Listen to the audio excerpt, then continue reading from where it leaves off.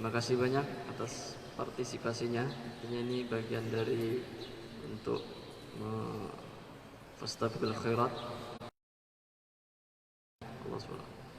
Barang siapa yang bersungguh-sungguh pasti Allah Subhanahu wa taala akan tunjukkan. Nah, ini mudah-mudahan salah satu sarana untuk membuat kita mau bersungguh-sungguh sehingga Allah Subhanahu wa taala berikan jalan.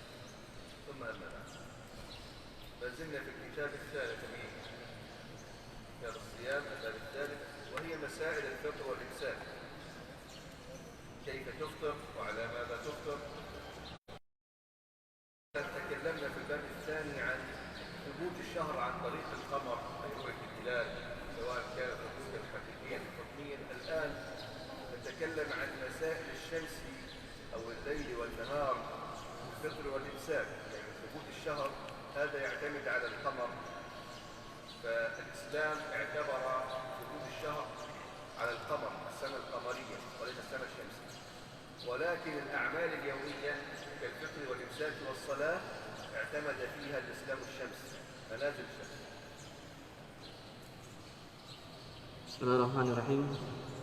Setelah mengawali dengan mukadimahnya tadi, tak lupa juga beliau kembali mengingatkan dirinya dan juga para ikhwan sekalian tentang hadis Nabi sallallahu alaihi wasallam, "Man yuridillahu bihi khairan yufaqihu fid-din."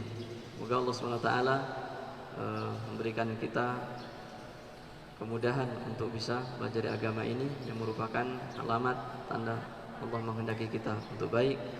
Allah menggunakan kita dan tidak mengganti kita dengan kaum yang lain. Kemudian kita sudah bicara pada bab kedua tentang penetapan awal akhir bulan Ramadan atau dengan menggunakan baik itu penetapannya melalui penetapan secara hakikat ataupun secara hukum. Kemudian kita di bab 3 ini kita bicara tentang penetapan awal saum tersebut, memulai kapan kita berbuka. Nah, ini sedikit berbeda dengan penetapan awal dan akhir bulan Ramadan. Karena kalau awal tadi kita berpatokan kepada awal dan akhir berpatokan dengan bulan, kalau untuk mulai dan mengakhiri kita berpatokan dengan manazil asyams, matahari. وتكلمنا أيضا على اختلاف أحوال اليوم والليلة، وهو طول الليل أو قصر الليل، أن العبرة باليوم المعياري وهو 24 ساعة. المهم أن يتعاقب الليل والنهار في 24 ساعة. أما إن زاد الأمر عن ذلك فأخذنا بحديث الدجال بما في حديث الدجال وفيه فاقدروا له قدره، وهذا في الأماكن التي تعاقب الليل والنهار عن اليوم المعياري سواء كسنة أو 6 أشهر باختلاف مواضع موجودة على كوكب الأرض إلى الآن. Kemudian kita bicara juga tentang saum itu sendiri. Secara umum memang hitungan satu hari adalah 24 jam. Nah, terkadang beberapa tempat bisa jadi malamnya dengan siangnya itu waktunya tidak sama. Yang penting selama silih bergantinya siang dan malam itu masih hitungan normal 24 jam, maka tetap puasa dilakukan pada waktu siangnya tadi. Nah, kecuali kalau lebih dari umumnya, seperti kita dalam hadis Dajjal kemarin, bagaimana kalau satu hari itu seperti 1 tahun atau seperti setengah tahun dan seterusnya. Oleh karenanya dalam masalah seperti itu, dalam masalah khusus, Rasulullah SAW memberikan tuntunan untuk bisa menghitung, memperkirakan waktunya.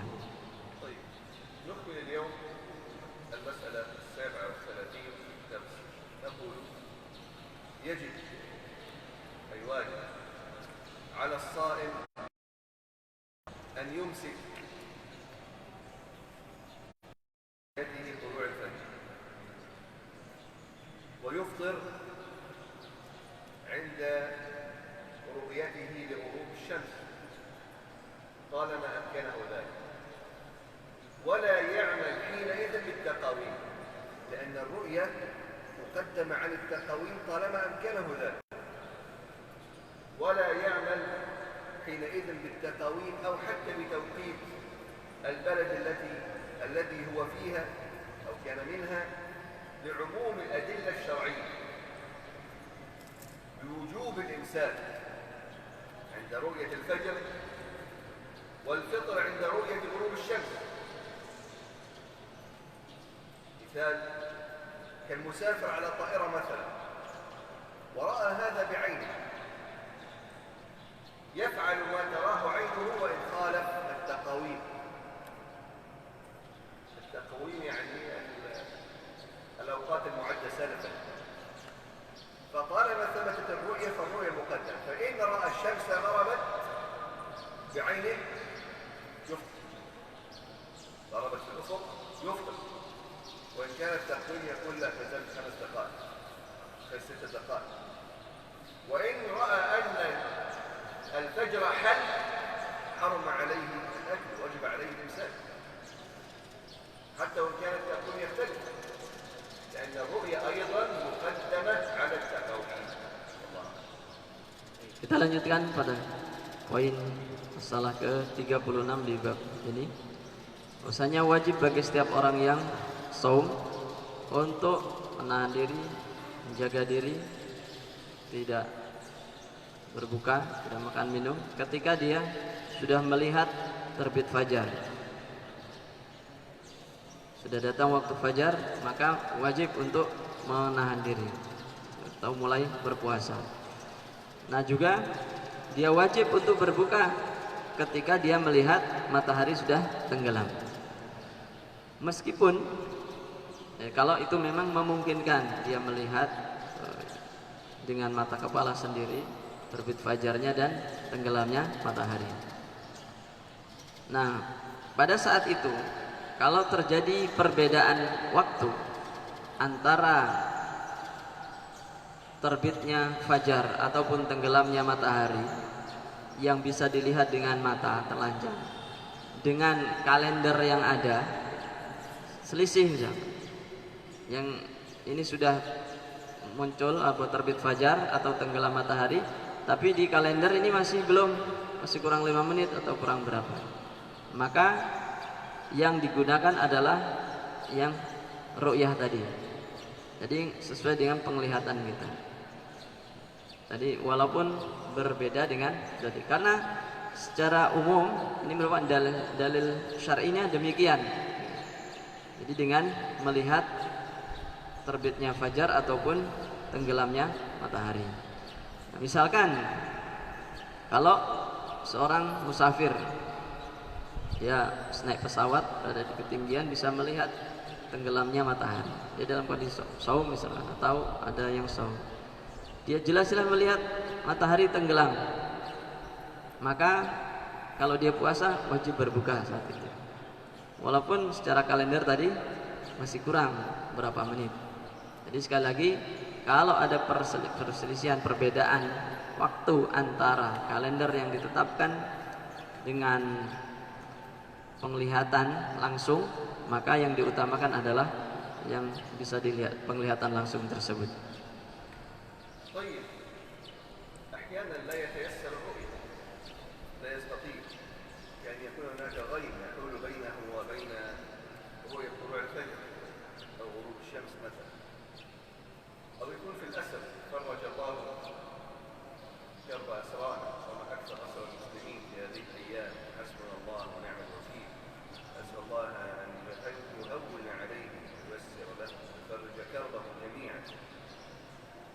يفرج عن إخواننا في غزة، فلسطين، في أرض المقدس، سوريا والعراق وجميع بلاد المسلمين. فماذا يفعل وهو لا يستطيع أن يرى الشمس أحيانا؟ نقول في هذه الحالة يجب العمل بغالب الظن، يجتهد قدر جهده ويفعل ما غلب على ظنه عند الإمساك والفطر. ماذا سيستطيع؟ هذا أقصى فعله، ولا بد أن يقوم بالشريعة، يعني لا يسقط عنه الشريعة، لكن يسقط عنه الخطأ إن شاء الله، هذا من رحمة الله سبحانه وتعالى.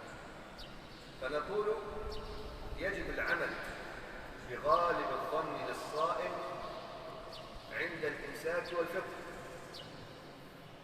ولا بأس بالعمل بالتقاويم الموثوقة، ومعه تقاويم في هذا التوقيت خلاص لا بأس، لكن تكون تقاويم موثوقة يعني يعلم أنها فتنة. وهذا إذا كان الغيم يحول دون رؤيته الفجر أو غروب الشمس، أو كان في الأسر مثلا لا يرى الشمس، لأن هذا أقصى ما يمكنه فعله، فالله سبحانه وتعالى يغفر له خطأه في ذلك إن شاء الله، ولكن لا يسقط الشريعة. Kemudian jika dalam kondisi tertentu kita tidak bisa melihat terbitnya fajar ataupun tenggelamnya matahari, kemudian apa yang harus dilakukan? Kalau misalkan tertutup awan, mendung dan lain sebagainya, lebih-lebih dalam kondisi saat ini, kita doakan juga keadaan kaum muslimin di seluruh dunia. Semoga Allah Subhanahu wa taala berikan mereka kemudahan urusannya, diangkat, diringankan segala beban penderitaan mereka. Amin. Ini boleh kita berijtihad. Yang sangat ijtihad diambil dari perkiraannya yang paling berat gitu ya, beratkan. Pokoknya sudah diperkirakan ini sudah masuk waktu fajar ataupun ini sudah masuk maghrib. Nah ini boleh menggunakan cara ijtihad dengan zon yang al-ghalib tadi. Atau kalau memang ada kalender yang memang bisa dipercaya, thiqah tadi, itu boleh juga digunakan, diperkirakan waktunya, tanggalannya, jamnya tadi boleh digunakan.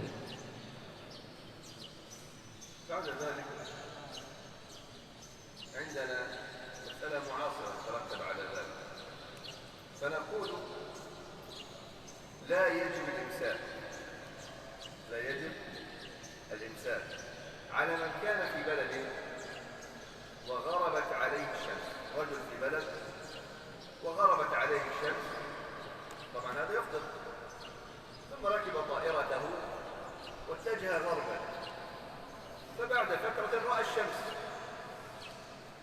قال كيف أفطر وفي شمس؟ الرؤية مقدمة، فأقلع غربا فرأى الشمس بازلة، ماذا يفعل؟ يرجع يصوم مرة ثانية؟ لا يجب عليه الإمساك، بل يتم فطره لأنه أفطر حين فطره بدليل شرعي وحديث النبي صلى الله عليه وسلم العمدة في الباب: إذا أقبل الليل من ها هنا وأدبر النهار من ها هنا وغربت الشمس فقد أفطر الصائم، فقد أفطر الصائم. Salah ke-38 termasuk salah kontemporer, itu tidak wajib untuk berpuasa bagi orang yang di negerinya itu sudah masuk buka puasa, matahari sudah tenggelam, kemudian dia berbuka. Kemudian misalkan dia safar, naik pesawat menuju ke barat, sampai sana atau di perjalanan matahari masih ada, belum tenggelam di sana. apa yang harus dilakukan? Buka, tetap dia berbuka atau harus puasa lagi gitu. Nah, ini dia harus tetap berbuka, lanjutkan bukanya tadi, karena memang aslinya dia sudah berbuka di situ. Dari mana dalilnya? Dalilnya dalil syar'i dari hadis Nabi SAW. Maksudnya beliau bersabda, apabila sudah datang malam gini sampai sini, kemudian dan siang sudah pergi dan matahari sudah tenggelam, maka sudah wajib orang yang berpuasa itu untuk berbuka. Ini hadis Bukhari dan Muslim. فنحن مثلا نفطر المغرب عندنا الساعة 6 تقريبا. في هذا التوقيت عندما أتحدث مع بعض الأهل في غزة أو في مصر يقول الساعة عندهم ما زالت الواحدة ظهرا، ما زالوا صائمين. إذا من أقلع بطائرته في هذا التوقيت واتجه غربا قد يرى الشمس وهو قد أفطر هنا بعد غروب الشمس، فهذا لا يعيد صيامه الله. العبرة أنه أفطر حين فطره بعد أن رأى غروب الشمس. هذا يحدث كثيرا، خاصة أنكم هنا تسافرون كثيرا لهذه. Sebagai contoh, misalkan kita di sini buka jam 6. Kemudian kalau kita beliau tadi bisa komunikasi dengan saudaranya yang di Gaza atau di mana, selisih 4 atau 5 jam di sana. Sana masih jam 1. Masih siang, masih puasa. Kita buka di sini, kemudian naik pesawat yang bisa jadi masih bisa nyusul matahari di sana. Sana masih siang. Nah, bagaimana? Maka dia harus berpuasa tadi, karena ibrohnya ya aslinya memang dia sudah selesai puasa hari itu. المسألة الأخرى وعليه لا يجوز الفطر على من كان على متن طائرته. انتبهوا جيدا، هناك فرق. المثال الأول شخص رأى غروب الشمس ثم ركب طائرته واتجه غربا فرأى الشمس، هذا خلاص هو أفطر، لا يجب عليه يجب الفطرة. ذات الشخص أقلع بالطائرة قبل المغرب شيء بسيط ويستعد للإفطار، يدخل المطار، هيأ صار الطائرة، هو تبقى له هو يستعد ما شاء الله، خلاص سيأكل ويشرب. ثم عندما قلعت الطائرة واتجهت غربا فإذا بالشمس تظهر أكثر، لأن النهار أكثر هناك جنوب الغرب، فالأمر سيطول. طالما رأى الشمس لا يجوز له الفطر، طالما يرى الشمس لا يجوز له الفطر. فنقول لا يجوز الفطر على من كان على متن طائرته أقلعت به قبيل غروب الشمس طالما كان يرى الشمس، يمسك حين يرى الغروب، يمسك حين يرى الغروب، وهو ذات الدليل السابق. الدليل السابق وأفطر بدليل شرعي لأنه رأى غروب الشمس، فلا يلزمه أن يجزئ العبادة. أما هذا لم يفطر بعد، نعم هو في انتظار غروب الشمس لكنه لم يفطر بعد، فأقلع ظل يرى الشمس، خلاص هو يرى الشمس كيف يفطر؟ يقول لا سوف أصوم على التوقيت الإنجليزي، لا يصح. احنا قلنا أن الرؤية مقدمة، الرؤية مقدمة، والله أعلم.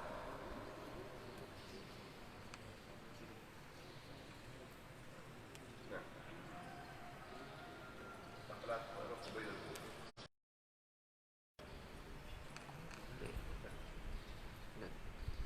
Baik, masa berikutnya tidak diperkenankan, tidak dibolehkan untuk berbuka bagi siapa yang berada di pesawat dia naik pesawat sebelum matahari tenggelam. Nah, ini misalnya mengarah ke barat lagi. Jadi matahari belum tenggelam, belum masuk waktu maghrib, dia naik pesawat ke arah barat. Nah, sampai di tengah perjalanan pesawat tersebut dia melihat matahari, maka tetap wajib berpuasa sampai dia betul-betul melihat matahari tersebut tenggelam. Ini dalilnya sama sebenarnya dengan dalil yang awal tadi. طيب إذا بهذا نكون قد انتهينا من مسائل أصول الصيام وشروطه. الباب الأول كيف يدخل بداية ونهاية شهر رمضان وشهر شوال. واليوم بفضل الله سبحانه وتعالى نكون قد انتهينا من أحكام الفطر والإمساك خلال اليوم. هذه الأمور قبل أن ننتقل للباب الجديد. Baik, ini bab 3 selesai. Kita sudah selesaikan bab pertama tentang saum Ramadan. Kemudian juga pada bab kedua penetapan awal dan akhir bulan Ramadan. Nah, yang ketiga tentang hukum seputar bersaum dan berbuka. Nah, kalau ada yang ditanyakan seputar masalah ini sebelum kita masuk kepada bab berikutnya, Fadhil. Tadi contoh supaya masalah yang dibuat tadi ya, terakhir kedua sebelum akhir tadi. Ya. Tadi kan kalau kita dari sini dari Indonesia, ya, waktu sahur dan waktu bukanya sudah berangkat dari sini kita ke barat. Buka dulu, baru berangkat. Puasa dulu, sahur dulu, ya kan? Sahur dari itu kok sahurnya misalnya jam 4:30 dari sana, di sana masih lihat matahari. Tapi karena lihat di Indonesia secara umum sudah berbuka, maka kita diharuskan berbuka. Ya, sahurnya untuk Indonesia, waktu Indonesia, muktinya waktu Indonesia. Lalu kita mau pergi ke negeri yang lebih barat. Ketika berjalan ke sana, ya, untuk ukuran Indonesia ini sudah waktu iftar, ya sudah waktu iftar. Tapi ketika sampai di sana, bahkan belum sampai di sana, kita lihat matahari. Berarti patokannya ketika kita mungkin di Indonesia, patokannya gitu. Iya. Benar gitu ya. Ini yang saya paham tadi begitu. Kedua sebelum akhir. Tapi yang pertama tadi jadi kalau dia sudah buka baru berangkat, kok di sana masih ada matahari, ini tetap buka. Tapi kalau yang terakhir tadi belum waktunya buka, dia naik pesawat ke barat, masih tambah tinggi matahari di sana, harus tetap wajib puasa.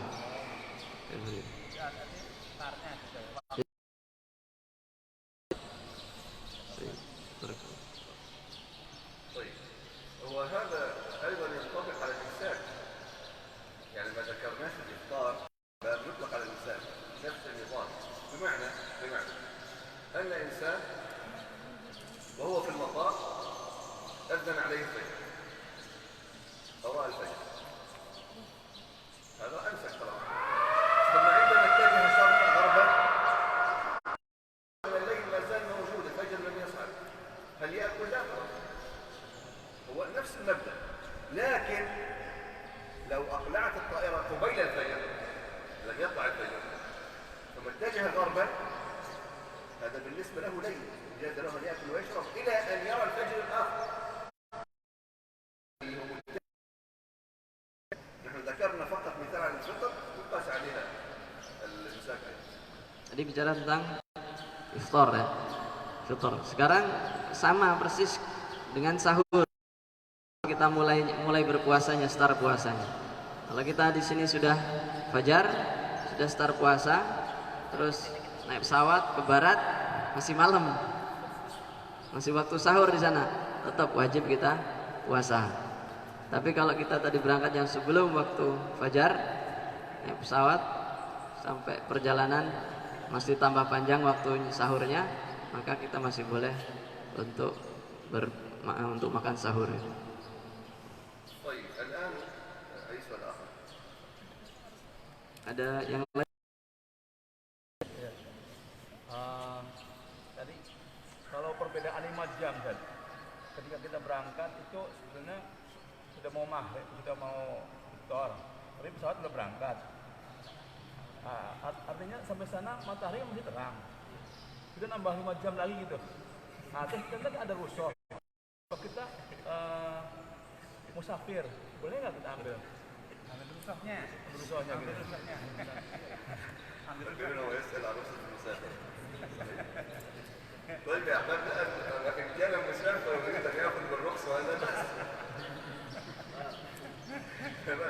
لكن أنا أتكلم على من أراد أن يصوم صوما صحيحا. لكن المسافر له الفطر طبعا، لكن من أراد أن يصوم لأن لا يجب عليه الأخذ بالرخصة، وهذا هو الباب الثالث إن شاء الله في رمضان سنتكلم عن الباب الثالث. فالمسافر لا يجب عليه الفطر، هو يجوز له الفطر. طيب، لكن إن أراد أن يصوم له أن يصوم الشروط الشرعية الصحيحة حتى يكون صيام. فهمتم يا أحباب؟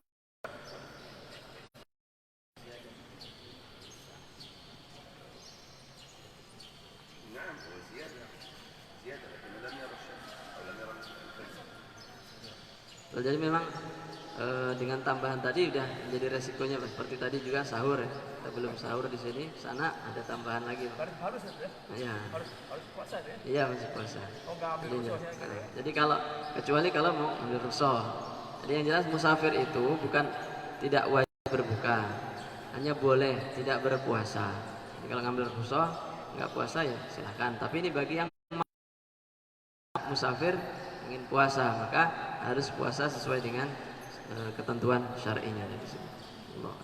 هذا ما سنتناوله إن شاء الله يا أحباب في الباب القادم، وهو في رمضان. من يجوز لهم الفطر في رمضان؟ ما شروط فطرهم؟ منهم أو من وجب عليه القضاء ومن ليس عليه القضاء. وقسمناهم في أقسام 7 حتى يكون سهل الفهم. هذا إن شاء الله في الباب الرابع. Insya Allah terkait dengan ini juga akan kita bahas pada bab berikutnya tentang hukum-hukum seputar berbuka atau tidak berpuasa pada saat bulan Ramadan. Siapa saja yang dibolehkan, apa saja syarat-syaratnya, apakah wajib qada atau mana yang wajib qada dan mana yang tidak, dan seterusnya. Baik. جعلنا الله وإياكم من الذين يستمعون القول فيتبعون أحسنه. تقبل الله